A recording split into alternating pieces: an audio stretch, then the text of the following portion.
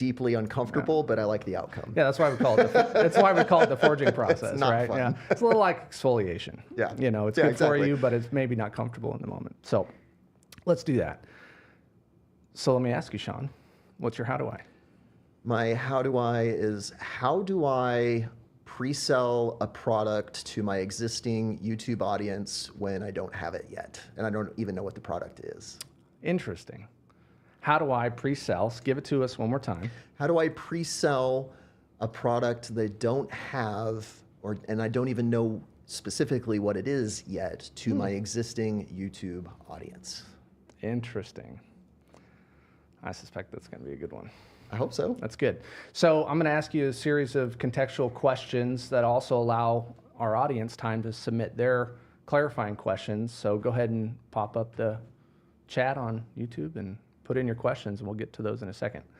So Shaun, as you're thinking about how do I pre-sell this product, I don't even know what it is. I don't know what it looks like, feels like, smells like. Why is this important? Okay, there's two reasons it's important. Is that my BHAG, the big, hairy, audacious goal for me launching the YouTube channel, is so that I don't just find something that works for me. I really want to find a profitable, repeatable method for other people to follow in my footsteps. Right now, this is just a project that I do, and I spend a lot of money, and YouTube happens to fund it, which works for me, but that's only going to make my ranch and my desert forest. And if I make this possible for other people, they're going to need to make an income. And they're not going to be able to wait 5 years for agave to start growing. They need to make an income from the moment they start operating. So I need to build the business model that makes sense for people to actually do this, instead of being some naive guy on YouTube doing a crazy project. It needs to make sense, and I'm trying to pioneer the business method that'll allow people to do this. It may not be like the most lucrative thing, but if I could show people how you could earn an income doing this, then I could realistically expect to achieve my goal, which is to get 10 farms established in the desert Southwest following the system that we're establishing at DUSTUPS. That's awesome. I just love the idea of a desert forest, by the way. Everybody does. I mean, I don't know. What a story. And if you guys haven't already gone and found DUSTUPS Ranch on YouTube, I suggest you do that. So Shaun, my next question for you is, what have you done in the past, or how have you tried to solve this problem before? Give us a little bit more history on this. I've done a lot, and it's mostly been 2 years of suffering and figuring out a lot of things that don't work. The main thing that I've learned in the last 2 years is just how important it is to bring organic materials out to the ranch. For me to establish trees and all the understory plants that are going to support that, they need a lot of water holding capacity. And even though it doesn't take an enormous amount of water, but whatever water shows up needs to stick around. And the way I do that is I bring stuff out. So I have to pay to bring that stuff out right now. I pay to bring horse manure and spend time digging clay and all these things that cost money. So as I've been ideating, how am I going to get paid to build a forest? I need to find a way to get paid to bring organic material to my ranch. And the most obvious thing is some kind of waste or scrap. But one, generally that's not clean. And two, I'm so far, like, no, it's not going to make economic sense for anybody to bring anything out here. Yeah. So I need to bring materials that I can use to produce something. Sure. The material that I've identified that's present in almost any area is wood chips, where in El Paso I can get wood chips by the trailer load because there happens to be a pecan industry. So that's a waste stream that I won't get paid for, but I can at least pick it up for free. And if I can turn that into something profitable, then it makes sense for me to go spend the money to go get it, which begets the big idea is I have the most unexpected competitive advantage, I think, if I grow mushrooms, because the average temperature in So let me pause you. We don't get too far in the weeds there. Okay. So let's come back to the question, what have you done so far specific to the issue in terms of generating dollars? Nothing, because my channel depends entirely on the YouTube revenue. So the ranch itself is doing okay, but it's not a repeatable process. So the direct answer is nothing. Okay. So coming back to your question, how do I pre-sell a product I don't have? The real root of that is, how do I generate dollars through selling a product so that you can continue to bring materials? Is that accurate, or clarify that? Yes, and so that other people can copy it. Got it. Okay. So before we open it up to more clarifying questions from our audience, what are you hoping to get from the audience or through the Forging Hot Seat? I need to understand how I'm going to test the waters with pre-selling. Like, how do I use my audience to help me do the market research? It's kind of like the Henry Ford quote, how would you, if I asked everybody what kind of car should I build, they would tell me to build a better horse. Yeah. Right? So my opportunity is bizarre because I have this very large audience that never spends money with me. So how do I turn that from people that are excited about a show into people that support the ranch by buying a valuable product? Okay, makes sense. Well, let's do this. We've got producer Chad in the background fielding questions. Chad, do we have any solid questions you want to throw out? Yeah. First question I want to ask is, mushrooms are both time sensitive and demand dependent. How will you estimate demand and growing schedules so you aren't late on delivery and grow the appropriate amount? Wow. So, right out the gate. Yeah. That's a complex question. Okay. Shout out to that viewer. Yeah. One of the ideas, the interest in mushrooms is a lot. So it's climate control, because I don't have to spend a lot of electricity or resources controlling the temperature, which is that, and humidity is the most important thing, which begets the next problem. Well, humidity is rare in the desert, but to grow 100 pounds of mushrooms probably is going to require like 40 or 50 gallons of water. So not like, that's actually a manageable amount of quantity that we already have. So the water's there, the temperature control is there. And then the next problem I was thinking about was shipping. And the one thing that's super interesting about mushrooms is that you can freeze dry them. You get rid of 90% of the weight. And then because that affects the price, now the price per pound goes up. So you can, and they're shelf stable for 5 years. So I was thinking, man, mushrooms are something we can actually grow. We can remove the time sensitive component. Now the real question is, do I have a group of people that that want to buy mushrooms? Yeah, that's good. Yeah. So basically you're crowdsourcing ideas. And, very much so. Yeah, trying to crowdsource ideas, products, but especially like, how am I going to use this? Because I have an email list with about 8,500 active subscribers. And they're my core audience. They're my super fans. So how do I use my email list to productively help me with the research, but I also need to convert the email list? Like, that's overwhelmingly the way I'm likely to succeed with a pre-sale. That's great. Okay. Chad, why don't you hit us with the next question? Yeah. Next question is, how does the process of being in the Purpose Factory Forge seat help your business? Yeah, great question. It's basically the moment that I'm in right now where I get asked uncomfortable questions and I have to dive deep into my business to explain what it is that I'm doing and what resources I have and what have you done to help yourself? Well, nothing yet. Like, they're not feel good answers. So it's the process of sitting here and being really uncomfortable. But I've been through this enough to know that in the end, I always get the clarity that I'm seeking. I always leave the room feeling like, okay, I know what I need to do now.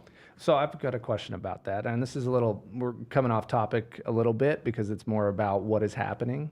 It's not germane to how you're going to make money and sell a product, let's say. But it's a good question to ask, because part of this forging process, let me just ask you, you've gone through this a lot with me. And is it fair to say that the desert forest is a byproduct of this type of dialogue? Yeah, completely. Yeah. So how often would you say the idea comes to you as you're answering questions versus the idea coming from solutions?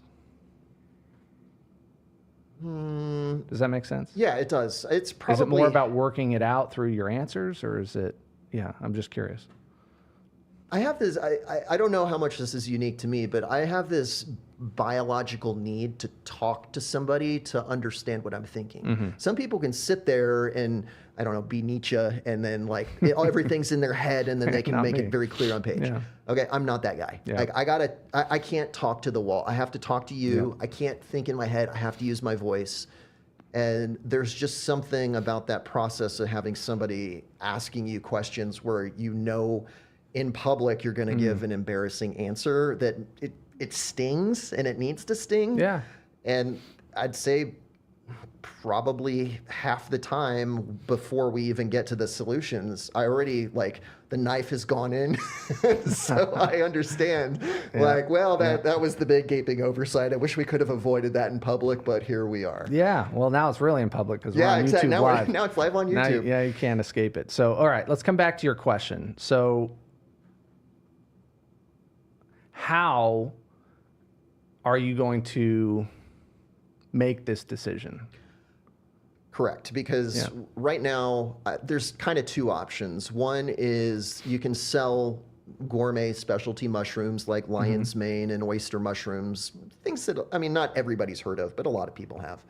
Or that I go into a very specialized product like mushroom coffee, which, thank you, Marlene, for suggesting that. She's one of my email subscribers. That's one of the things that I need to test, where it's kind of those two options in my mind. There might be something else I haven't thought of, but I looked at my audience demographics in YouTube Studio, and it'll tell you how likely people are to buy certain things. My audience loves automotive repair and finance for some reason, and then in the middle spectrum, they're into cooking with a medium interest level, and they're into coffee with a medium interest level. So it's probably not the perfect product for my audience, but it's, in my mind, the most likely product that I can produce through agriculture that matches my audience interest, that matches my waste stream that I can acquire. Okay, let me pause you. So I'm going to get to that exfoliation a little bit. Let me come back to the question. How are you going to make this decision? I hope today. I hope you guys help me answer it. Okay. Well, all right. No pressure. Yeah. All right. Let me move us forward. So, Chad, how are we looking on questions from the audience? You have another one for us? Yeah. Next question, and this is a great one. Are you tied to creating your own product, or are you open to promoting existing products that would benefit your audience? That's a great question, and I already do that. I get paid through sponsorships, and that is overwhelmingly what supports the channel. So I have big brands like Bombas and Tacovas that sponsor me on a regular, ongoing basis, and I'm very thankful to the viewers that support my sponsors, but I haven't come up with... that does help, and it helps me, but it doesn't help the BHAG of how am I going to get other people to be able to do a project like DUSTUPS. Like, they're not going to launch a YouTube channel and find sponsors. Okay. I'm sorry. Yep, go ahead, Chad. Yeah, another question that's just great at bouncing off of that one, which is, what does your existing audience currently ask for? That's what's interesting, is they don't really ask for. I can tell you for a fact they don't want education from me, because one of the core promises of the channel is that I'm learning on camera. So nobody sees me as an expert, because they shouldn't. Hint, hint. So, and it's kind of it's one of the bizarre things about this channel is, like, if you think about it from a business perspective, I've gone through it completely backwards, where I built a huge audience and now I'm figuring out what to sell. Whereas anybody else goes into it with, I know what I want to sell, and now I need to find my audience. And it's, I feel like I'm about to drift off topic, so I will stop there. Hey, look at that. Yeah, Good discipline. job. Well done. All right, Chad, do we have any follow-ups on that one? Yeah, here's another question is, how much time do you dedicate to processing issues? Oh, it's pretty rare. I mean, it's not often where I want to get in front of my peers and say I have this big problem. I'd say I do this maybe 2-3 times a year max. Yeah. It's usually big stuff. So because this is so important, I don't want to just feel my way through it, which is what I do with a lot of business problems. Instead, It's like, so if you think about my decision right now, I'm either saying freeze-dried mushrooms or mushroom coffee. And the way I would be inclined to do it is just go to my audience and say, hey, what would you be more likely to buy? And maybe it is that simple, but it just feels really not well thought out. And I feel like there's probably a better way to figure that out where people aren't weighing in with their biases. Like, is there a test or something that would kind of like indicate what they want to do without them speaking it? Yeah. So what's your timeline to get an answer, produce a product, get it to market, and start transacting?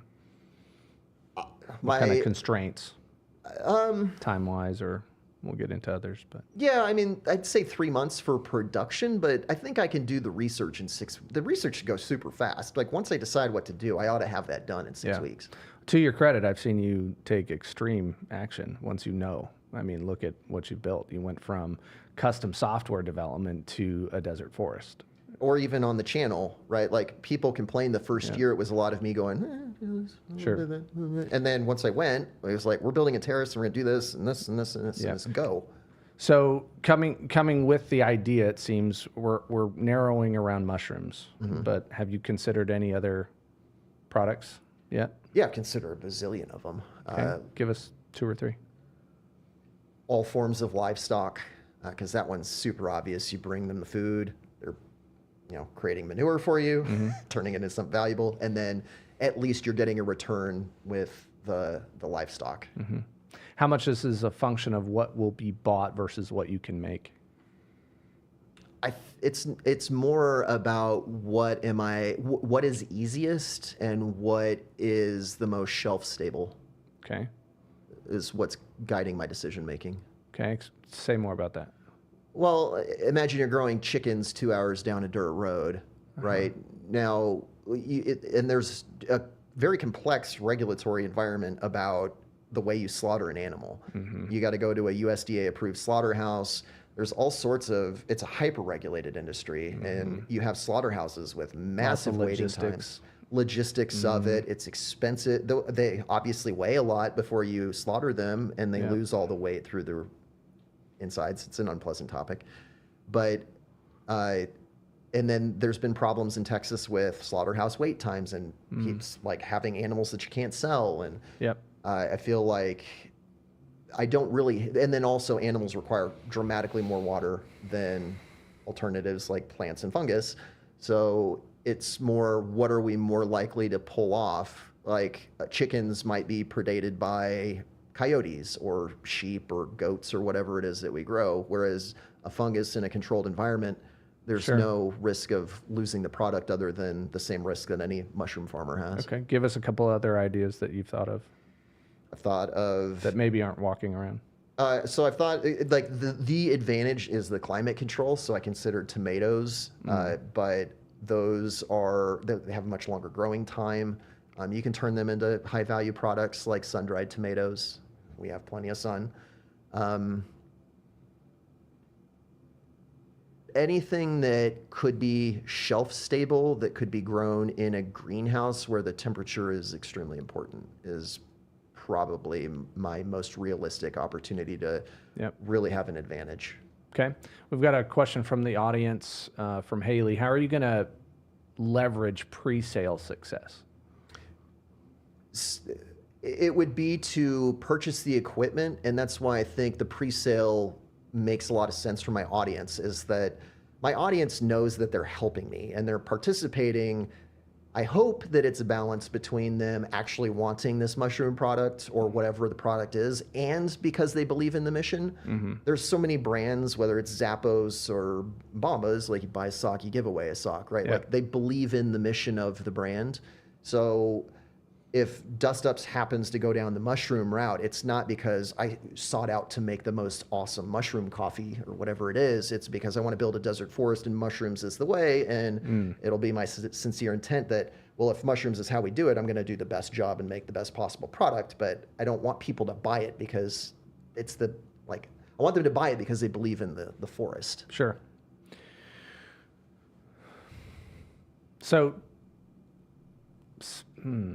is that how you would say it? I want people to be totally bought into what I'm doing. Yeah. So, and the reason I like mushrooms so much is I told you all about the organic material, but also what you're trying to do is you're trying to build life in the soil, because if there's no soil life, there's no trees.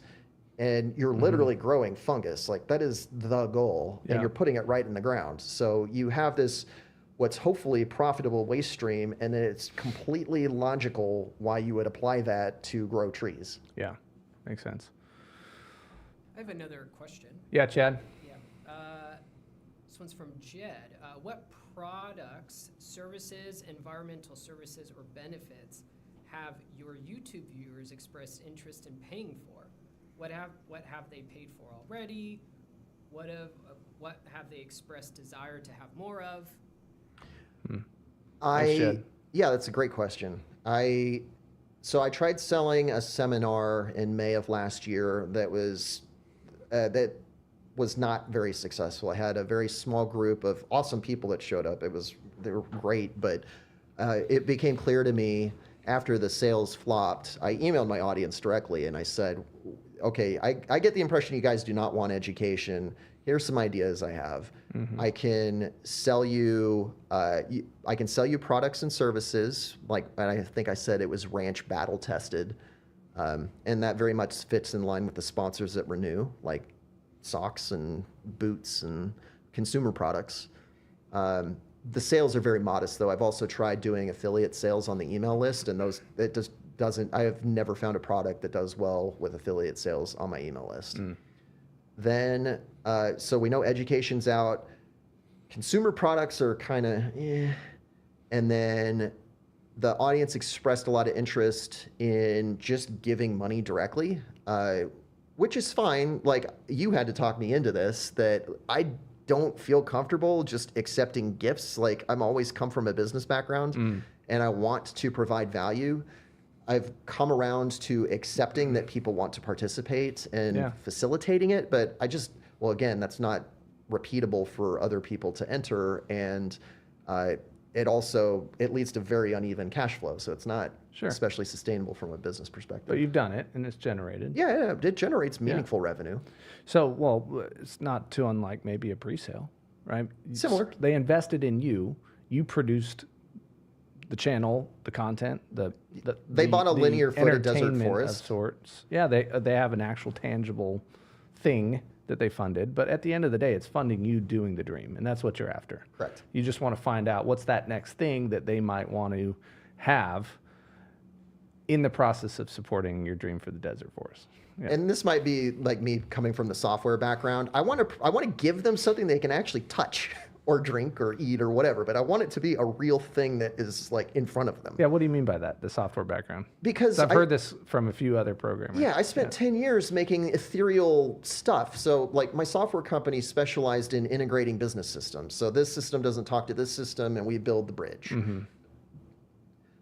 You don't see it though. It doesn't even have a user interface. It's just database stuff, right? So it's like, I've built software in the past where at least I could see, the buttons and clicking and moving, but we built completely abstract systems. And so even though you get the gratification of the business owner understands and values it, it's not like, wow, I have this amazing experience. It's just like, yeah, these systems talk. I feel like they should have from day one. Thank you. So you go from something where, the hierarchy of customer priorities, where you have the customer that values your product and wants your product, and then the total opposite, where they just begrudgingly want your product and it's low priority for them, right? Like I was towards the bottom end of that, where it's just like, we need this, but we're not super excited to spend the money on it. And if you do that for 10 years, it just it doesn't make you feel good. Yeah, now you can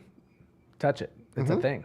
Yeah, I can literally walk in the trees. The scene from The Gladiator where she's walking through the wheat fields. Like that's the shot that I want to have for DUSTUPS, is me walking in the trees with the sunlight getting filtered through the leaves. I'll have my vengeance in this life or the next. Yeah, okay, that's good.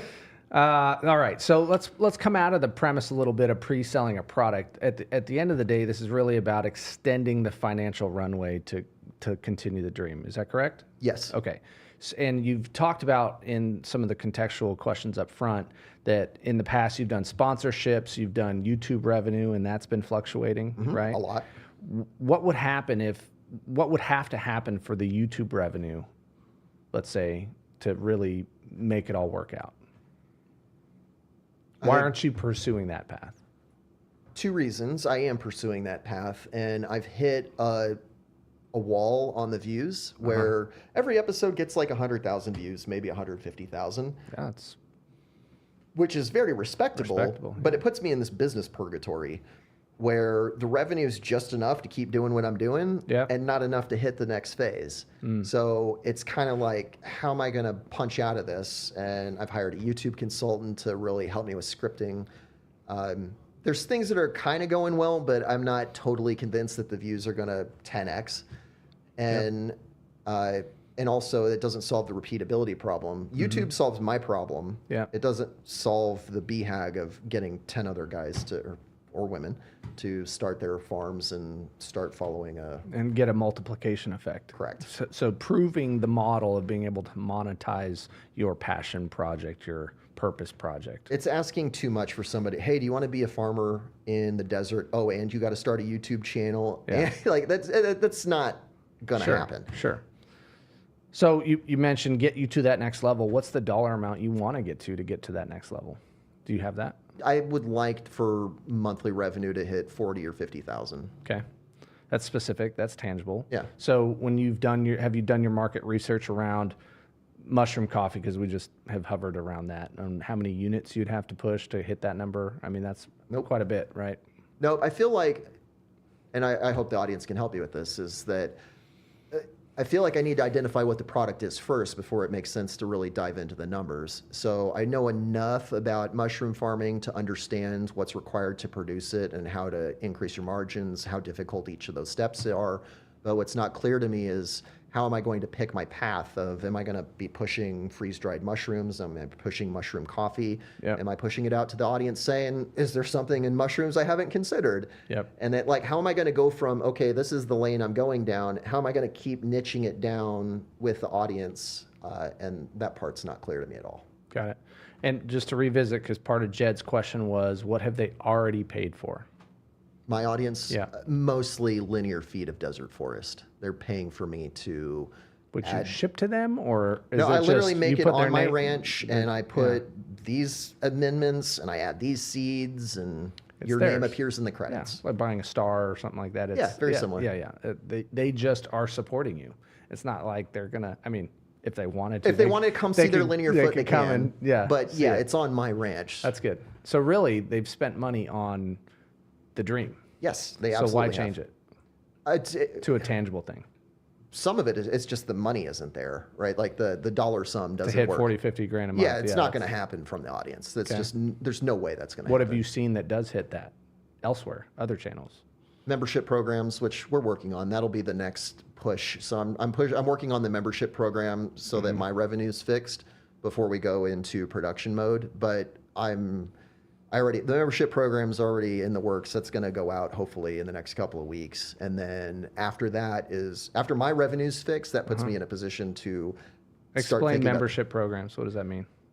So in YouTube, the most consistent, like, it's always cash flow problems. You can't, my channel's weird that I get so many consistent views, which has made my revenue pretty stable.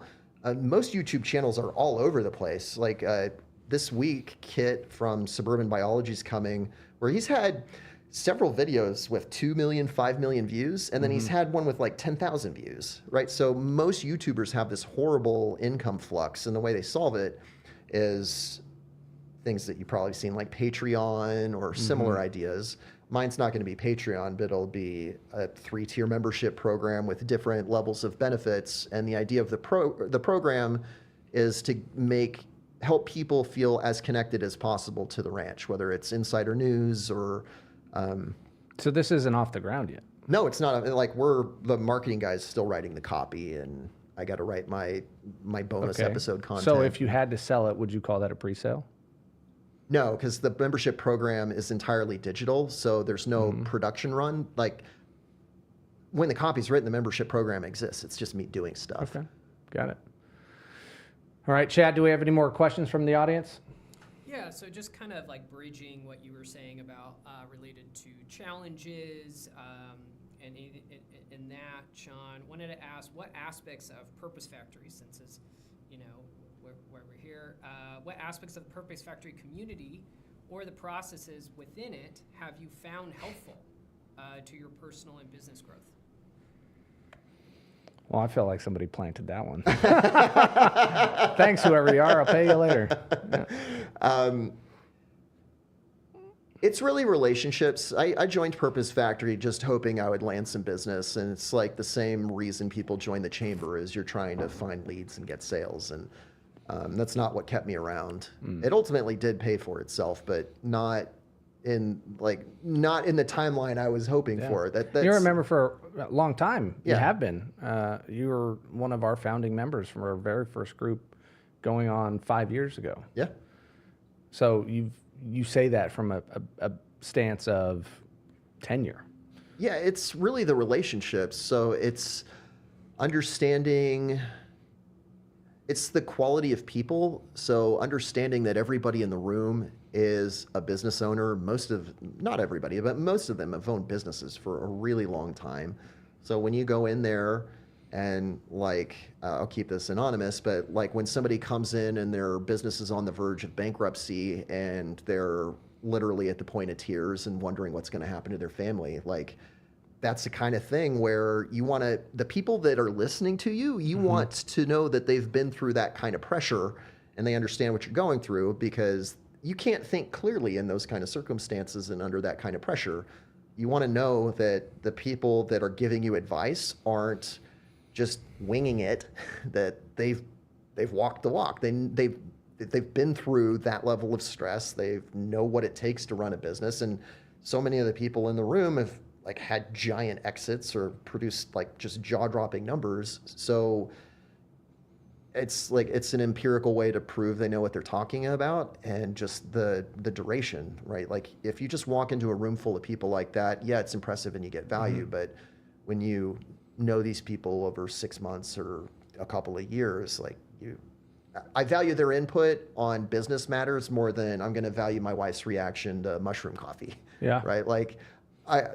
We have people where we know that might get you into trouble. Yeah, it later. probably will, but she already knows that's true, and it does get me into trouble. But we know that there are people in our lives where they have domain expertise, right? And so sometimes you want to go to this person for this advice, and sometimes that person's not going to give you the type of, they're not going to have the experience to give you a helpful answer. But Sure. For business problems, yeah, Purpose So Factory. what's one, situation, again, we're popping out of the clarifying questions around your specific issue, but what's one, for our audience's benefit, what's one memorable issue that you really got feedback on that you valued and were able to execute? So mine was actually for another member, where he launched a product to car dealerships, because this product helps them source used cars that are for sale that aren't on the market, which allows car dealerships to pay less money so they make more money. Yeah. And he had this product and it was working for his own used car dealership, but he wanted to go sell it. And he was stuck in the weeds about how am I going to hire the salesperson to grow this business? And I remember listening to him why are you not, everybody at every dealership in this whole metro area, which is one of the largest in the country, why are you not just picking up the phone and calling everybody you know? And he came back a month later and he had closed $1 million in business on his brand new startup. So it was for me, I come here because I'm in this seat right now because I don't have the clarity about how to do the market research for my own product. But I could look at I could look at somebody's business. Robert. Yeah, and know exactly what he needed to do and have it validated by him coming just a month later, closing some really impressive numbers. Yeah. So I think what you're saying is, it's not just about being the person getting help from the room. Often you get value by helping someone else or watching how the group helps someone else. Massively, yeah. It's insanely validating to be able to weigh in on and I've felt like this all the time. I can look at somebody else's business and I'm like, Yeah. You know, hey, dum-dum, you need to go do this and this and this. I'm a basketball referee, like nobody's business. Yeah.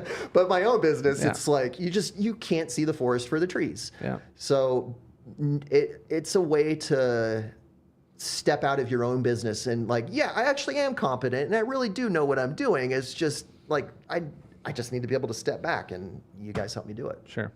All right, let's come back to your issue. How am I going to pre-sell a product I don't already have? So we're gravitating towards something you can grow versus something that walks around on the ground. Yes. It seems, because of a lot of issues and complexity with how that might lead to dollars. So if you were to land around a mushroom product, how quickly could you come up with a proof of concept, proof of product? Pretty quick. The margins are going to be terrible, but being able to grow a mushroom where it's 80% complete and you just got to add water and provide the right heat and humidity, it's 4 weeks. So it's really not hard to, like, you got to build the building to house it in and control the climate, but the actual mushroom production, just to make a mushroom that you can send to somebody is not, it's not that hard. All right. So what else outside of this show are you considering doing to come up with other ideas? Chat GPT. That's a good one. Or Grok or whatever. But yeah, AI tools. Crazy how good it's becoming. They're shocking. I use them for 3 or 4 hours a day. It's for everything. It's for everything. Yeah. I heard, that Google's effectively dead because of ChatGPT. I don't Google things anymore. I don't need to. Why do I want to search through 10 results when the AI can just tell me what? Yeah. Just give me the answer. It's obviously an oversimplified version of Sure. Google because they own everything. And when you say Google, people still think just the search box. But interesting. So, okay. Any other questions you feel like we need to ask Chad, or are we ready to pivot? One more question, and then this will be the last question, and then pivot from there. How can you, or are you educating consumers about the environmental benefits? I'm not. And I'm not an education channel. Like, I feel like I'm an infotainment channel where people are watching and you learn some stuff about plants and growing, but like, you're not going to pass a botany test because you watch DUSTUPS. And that's not, education isn't the reason that I am making the channel, and it's not I'm trying to make a desert forest.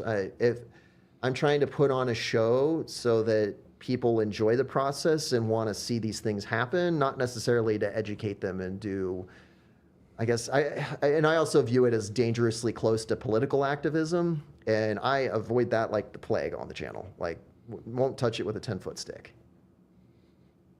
Interesting. So I want to go back to something you had said earlier around how I had to help you get comfortable being uncomfortable by just taking money for support versus selling something. Do you feel like that's at play here? No, I don't. Okay. Why do you feel like selling now's the time to sell a product when support is what got you here? The support didn't get me here. The support is maybe 10% of the revenue. Okay. It's overwhelmingly from sponsorships. So where's the pressure coming from? The pressure is coming from dropping ad rates. Q4 is always when ad rates peak. And then I knew it was going to plummet in January, but I didn't think it was going to go in half. Yep. And then there's only, surprisingly, there's only so many YouTube sponsors out there, and there just aren't enough for me to hit those production schedules. So it is definitely motivated by my own revenue, wanting to have. It also makes it easier to justify some of the expenses. Like, I have a lot of overhead on fuel and labor, equipment, and it would be just, I would feel much more warm and fuzzy looking in my accounting, knowing that this is just cost of goods sold, instead of, how much fuel do you need to burn to produce a YouTube channel, right? Like, it doesn't really tie into things, but the accounting's a lot cleaner if you're making a product, and it makes it a lot easier for me to control costs and make smarter decisions because I can measure them. Okay, great. What happens if nothing happens? And if you're not growing, you're dying. So I feel like then my only out is either the membership program succeeds or I figure out how to, I'd have to consistently double or triple my views to hit my 40 to 50K number. Is that realistic? Yeah, it is. There's plenty of chance. Like I mentioned, Kit coming out. Like his videos hit those kind of numbers, crush them most of the time, not all the time. So I'm working, and there's early signs I might be able to do that, but I haven't done it yet, and it's definitely. I hate saying it's demoralizing. It's like, woe is me, I only get 100,000 views. It just sounds like whining, but the money for me to really push and do what I'm trying to do, I need to hit the 40 to 50K number. Like, it's just the math. It's oxygen. I mean, it's oxygen. Resource that you need, and you need more of it to hit that next stair step. Correct. It's not like you're going to die tomorrow if it doesn't come, but to hit that next trajectory. Is that what I'm hearing? Yes. Like I called it business purgatory, and that's exactly what it feels like. Yeah, you're just at this level until you hit that next. Rock climbing, they have a great term for that. When you don't have an obvious next handhold, but there's a ledge up there, you've got to throw the dyno, which means jump. And yikes! So hopefully you got the right, harness. Yeah, I hope it works. But yeah, you take this massive leap of energy, and that's what you're looking for, is a massive leap of energy. I am. Yeah. So so this is the point where I feel like there's a natural stopping point, because you can't possibly get all the context in the world out on the table, right? You have to make some educated movements. And before we go to suggestions, so for our audience, I'm going to ask you if you have a suggestion you'd like to throw up on the board. We'll read it to Shaun, because what Shaun's going to do is decide what he's going to do from here, and the more suggestions, the better. But before we do that, there's a pause in between asking questions and going to solutions that I like to put in there to clarify or ask the question, is the stated question what we're really solving for? Is the how do I presented really what we're trying to solve? So I'm going to suggest a different question, and it's up to you whether you want suggestions around your original questions of how do I pre-sell a product I don't have identified yet, or take my suggested alternative, okay? Because I think what it really boils down to is, how do I get to $40,000 to $50,000 a month? I just think that's really what it comes down to. You haven't really, is that fair? How does that play with your original question? React to that. It solves the short-term problem, but it doesn't solve the problem of why I started the YouTube channel. So yes, it pays my bills and it lets me do my project, which is what I set out to do. But for me to hit the vision of making it scalable and repeatable so 10 other people can do it, it doesn't.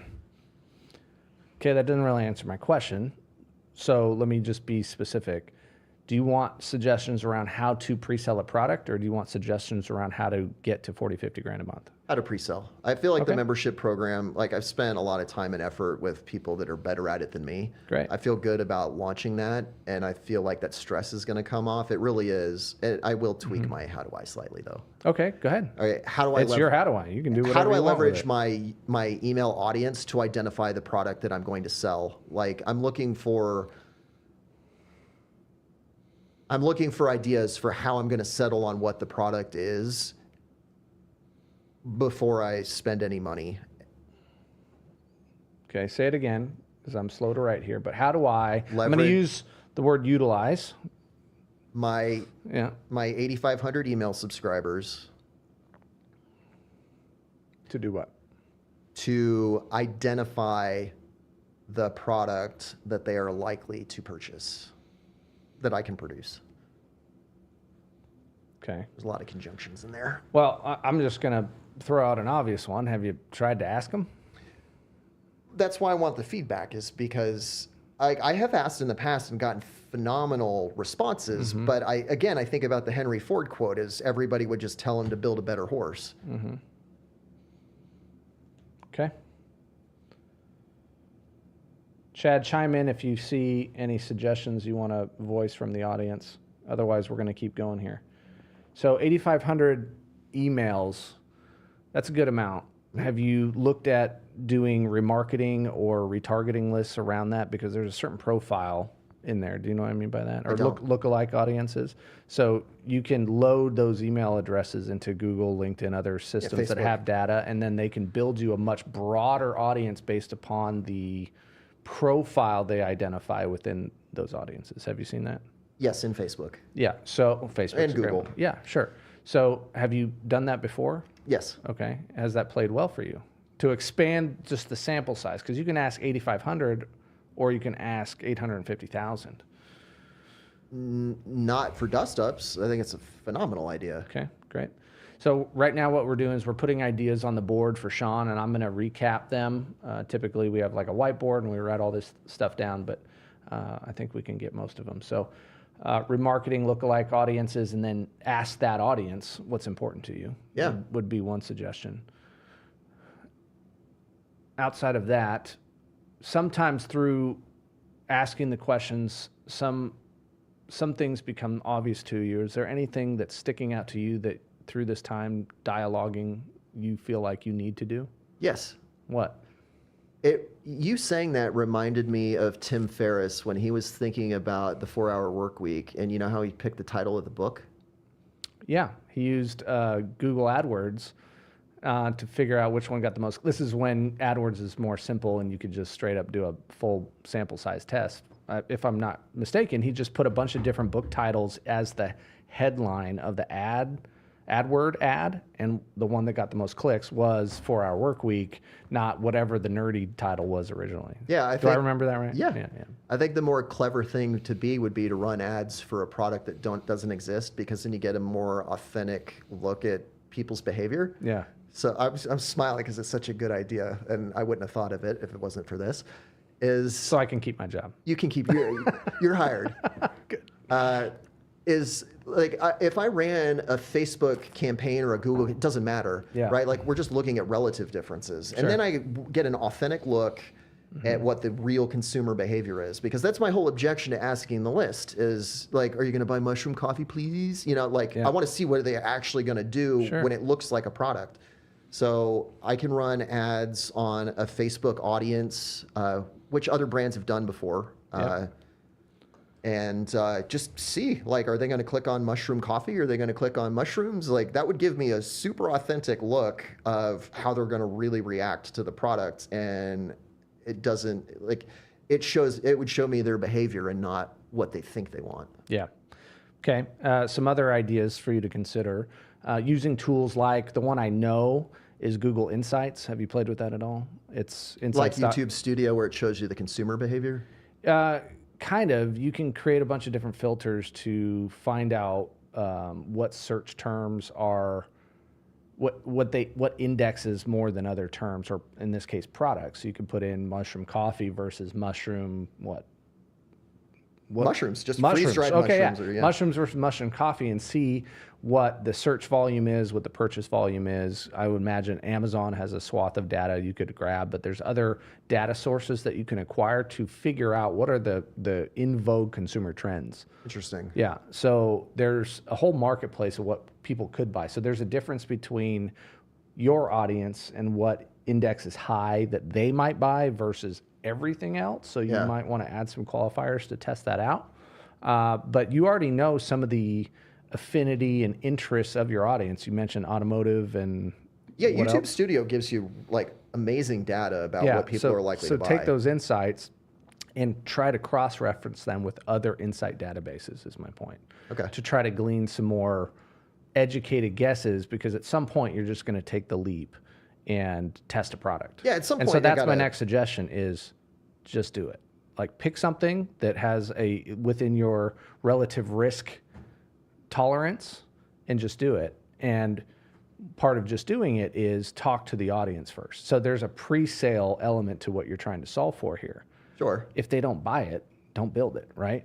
Correct. Yes, that's absolutely the goal. Yeah, and you mentioned crowdsourcing as well. You're basically crowdsourcing input, but have you ever done a Kickstarter or anything like this? No, and that's very much crossed my mind. Yeah, so in that model, as I understand it, full disclosure, I've never done it, but as I describe it, or as I understand it, is you can pre-sell an idea, even whether it's an idea or a product, and people can sign up and say, yes, if that comes to fruition, I will buy it, and it doesn't actually hit their credit card until you hit a critical mass. Right. So if you're saying, hey, I need this amount of money to get this idea off the ground, that's a safe way for both audiences to get to a critical mass to test that. Yeah. Makes sense? And at the end of the day, they're buying you and your dream and what you're doing. Correct. So take the pressure off of yourself, because your audience has already told you they love you. They have. I mean, They have. I love you. But I love you too. If I could help you get to 40, 50 grand a month myself, I would. But I think what you're doing is incredible, mostly because you are living out the purpose that you defined in your group. So as we go to wrap up, what are some things that you're willing to do at this point? I'm 100% going to run Facebook ads and I'm going to run some kind of retargeting ads, building a custom audience or a lookalike audience or whatever is appropriate for the platform to get real consumer behavior data. Great. Another suggestion, I suggest you bring this to your live Purpose Factory group on the 18th. Is that something you plan to do? Yeah. Many of them might be listening, and we're going to probably pepper you anyway. The pain continues. That's right. Well, hey, this has been super fun. Yeah, it's been great. I loved it. Doing this conversation is very normal to us, I think, but doing it in this format is super unique. So thank you to our audience who came on with us and asked some good questions. Jed, Haley, Lindsay, everybody on there that participated. Appreciate you guys. And if you want to be the next person in the Purpose Factory Forging Hot Seat, I suggest you go to purposefactory.co/hot seat. Don't go to .com, because that's not us. That's not you. Purposefactory.co/hot seat. Fill it out, and then maybe you'll be the next one in the hot seat. But Shaun, thank you for coming today. I'm just amazed at what you're doing and have no doubt that you're going to hit that next stair step. Thanks for having me. Keep coming back, keep asking those questions, and keep on executing. Will do. Appreciate you, buddy. Thank you.